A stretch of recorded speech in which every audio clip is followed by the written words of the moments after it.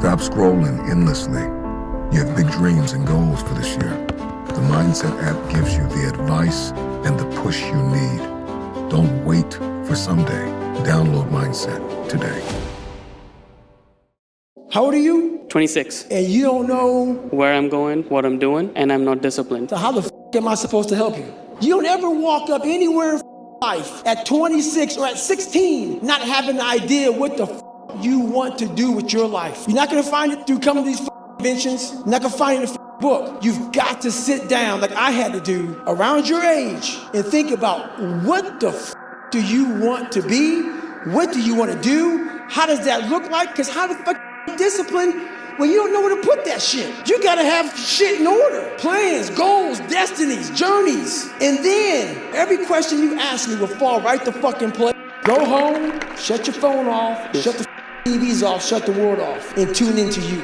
Once you change one thing, your mindset, you can attack everything. I've experienced it over and over and over again to the point where it's almost like I can't even believe sometimes, but I'm willing to go there. I'm willing to push myself to that limit and see what happens. But you think health people that don't have any health problems, you think that they could go do these deals? Yes, 100%. Really? Because the majority of people think there's no way they could ever do it. And that's the reason why they can't do it. There you go. That's the only reason. They have already put their cap on their success in life. And that's why most people aren't sitting where you're sitting or sitting where I'm sitting. They look at somebody and because their mind can't imagine it, they then start talking shit. He has to be doing this or he has to be doing that. There has to be some trick. There has to be some potion. This is bullshit. No, it's because you cannot allow your mind to open up for the possibility of it can be done, which is why you are where they are today. What it really takes to extract greatness from nothing. It takes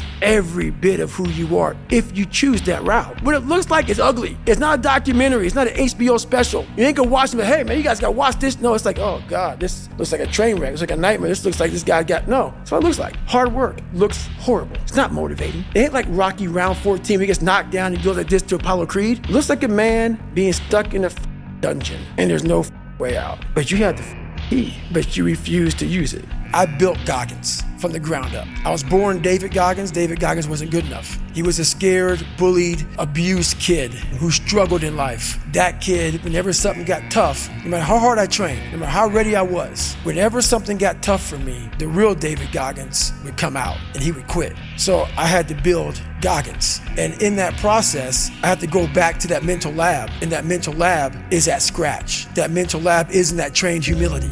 That's where I get better. I get better when I'm digging holes in the ground, when I'm waking up early knowing I don't have to do these things. That's where I get better. A lot of people, man, how do you do what you do? At the end of the day, I ask myself one question: can I take one more step? And usually the answer is yes. So if you can answer that question and not take another step, that is real failure. That is real quitting. So a lot of people can take one more step, but they choose not to. I don't know if you can take 2 steps. You got to answer that question after you take the first step. But I can always take one more step. So if I choose not to, that's on me. And I got to live with that. Basically, a lot of us aren't prepared for life. We get up willy-nilly and just hope life is going to happen. It is going to happen, but it's going to happen with a prepared mind or an unprepared mind. Most people attack life with an unprepared mind. What I do is I try to account for all things that could happen, might happen, probably will happen, and then the unknowns. So basically, I can't account for everything, but I do know there could be some things that come up in life that you need to be ready for. I know for a fact I'm not going to want to work out tomorrow.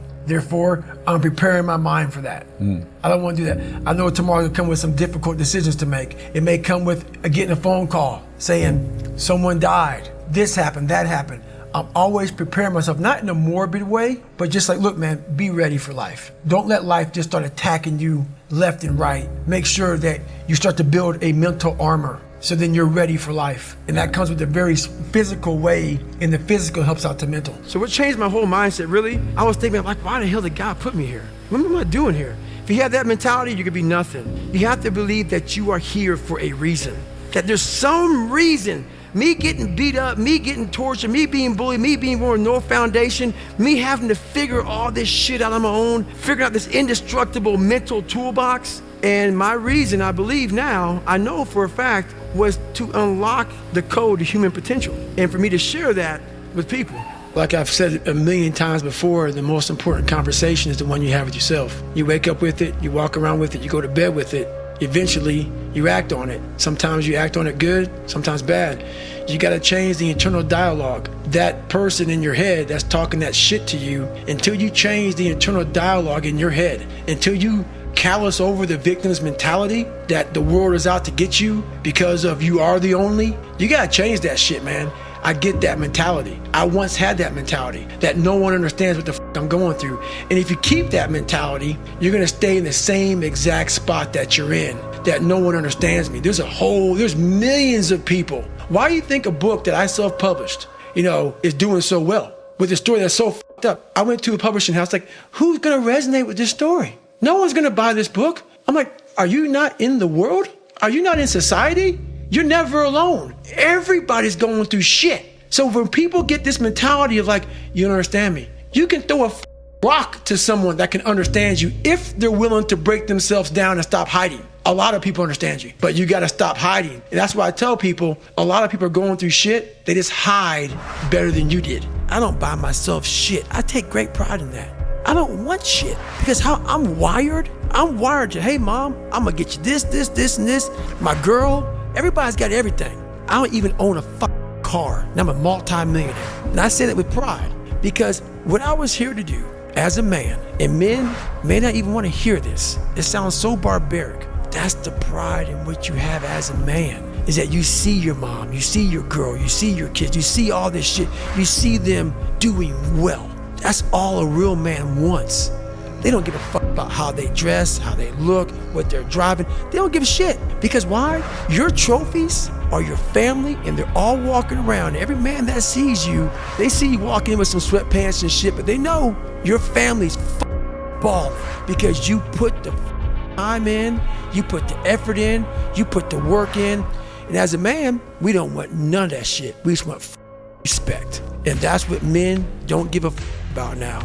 But the more thing I want is for my family to look at me and say, that's the man right there. I have the ability to see the end before the beginning even begins. And what that means is, so before I went to Butts and I was losing all this weight and shit, I saw myself walking across the stage at 191 pounds. That's what I had to get to get into the door. I saw myself 6 months, a year later, whatever's gonna take me to do it, I saw myself walking across that stage, getting that certificate of graduation from Buds, and I was able to be there at 300 pounds. And that feeling, that I was nowhere near that feeling, I was able to put myself there 1,000,000 times every day. And that feeling of like, my God, that is gonna feel amazing. That's what made me suffer. That's what allowed the pain to be real and say, this is worth it. I want to feel for this next 18 months. It took me 18 months to finally become a Navy SEAL, to finally, just get through Buds. 18 months, it's 6 months. It took me 18.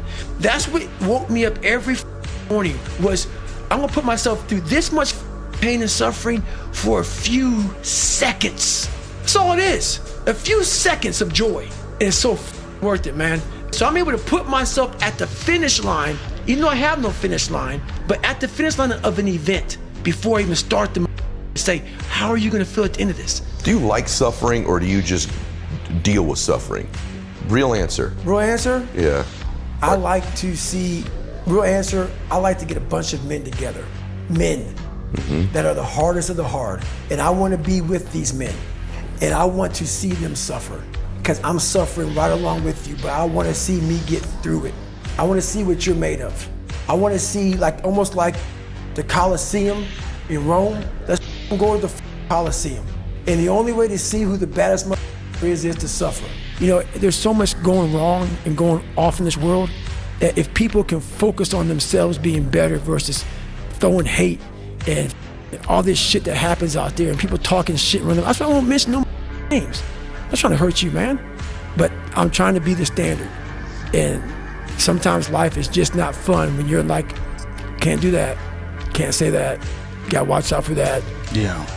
I gotta wake up today. I gotta grind, because there may be a out there that sees me in their car that says, all right, I'm gonna go home and be better today. So all these things are my mind. Every day I wake up, every day.